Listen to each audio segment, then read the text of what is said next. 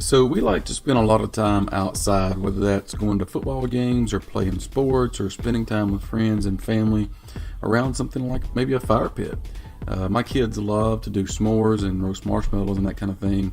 And we spend a fair amount of time in our backyard, so I thought we would build our own fire pit to where we have somewhere to do our own s'mores and marshmallows and that kind of thing.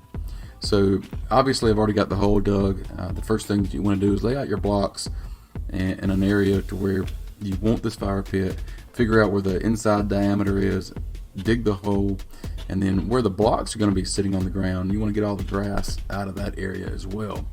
And so that's what I'm doing here. I just spray painted around the bottom edge. I wasn't really concerned with getting paint on the blocks since that was going to sit below the grass and you're not going to be able to see it. So this is going to work out just fine.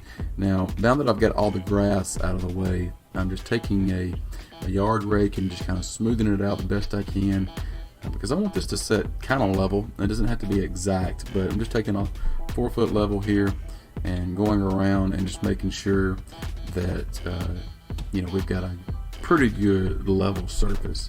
Now, in order to let the rainwater drain out, what I've done is I've dug a hole in the middle of this hole, in this circle, with a set of post hole diggers, and I just go down so far, not anything planned out, just dug a really deep hole.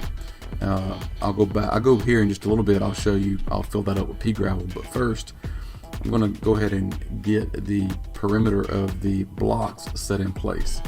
I mainly dug the hole, yes, to drain rainwater, but I also needed some more dirt and clay to level up these blocks. And so that was a good opportunity to go ahead and get that hole dug. So I'm getting all of this, the blocks laid out, and when I get toward the end, you have to kind of go back and backtrack a little bit because that last block may or may not fit. And so once you get all of it laid out, then you can take the level and then take some of that dirt and just kind of level things up. Now here I'm taking the bag of pea gravel and I'm filling up that hole in the center of the fire pit.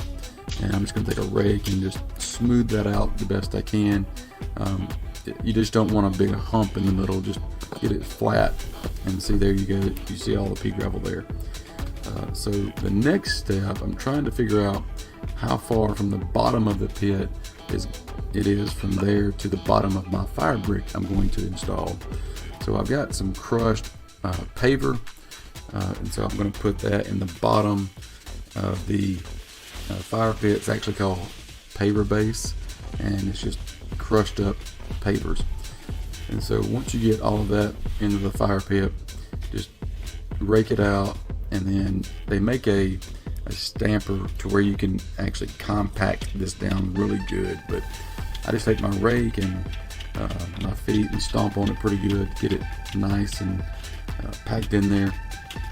I ended up using about, I don't know, maybe 4 or 5 bags of this stuff to get it to the depth that I needed, because like I said, I dug my hole first and then I could have gone a little more shallow than I actually did. So anyway, that'll help me in the long run with rainwater being below all of this. Here I'm adding in a layer of lava rock. This is going to help me level up some of the fire brick that I'll be installing here in just a little bit. But before I get to that, I want to go ahead and get the second run of blocks on, and this is what I'm doing here. I'm getting everything in place because, like I mentioned, once you get to the last block, that block may or may not fit. So I want to make sure that I've got all of the blocks in place before I start securing them with this construction adhesive. So I know all my blocks fit. I've got them in the places that I want them to go, and so I start gluing down at this second row of blocks.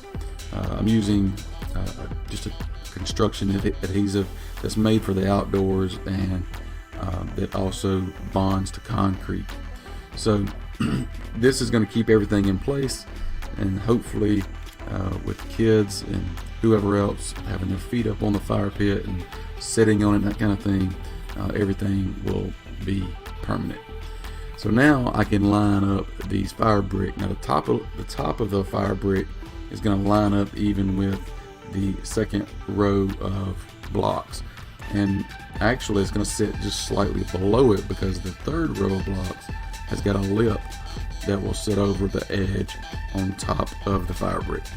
And so now you can see where the lava rock's coming in handy to kind of support that fire brick. And so after I get the top row of blocks in place, this is going to be the last row, this is the third row, but after this row is in place, then I can go in on the inside where the fire brick is and start lining those things up with the bottom edge of that top tier. And I'm not real sure what the glue is going to do to these fire bricks, but I'm going to put a little bit of this glue on the back side of the fire brick to hold them in place. A lot of the tutorials will tell you to put the lava rocks in to hold the fire bricks in place, but I just find that it looks better when they're all secure and they don't move and all the lines line up, make it look neat. So after all that's glued in, I'll go ahead and add in a couple more bags of lava rock, and this is just to give it some depth and to give it a nice decorative look and feel. Plus, you don't need it to be too deep, and so this will just kind of tie it all together.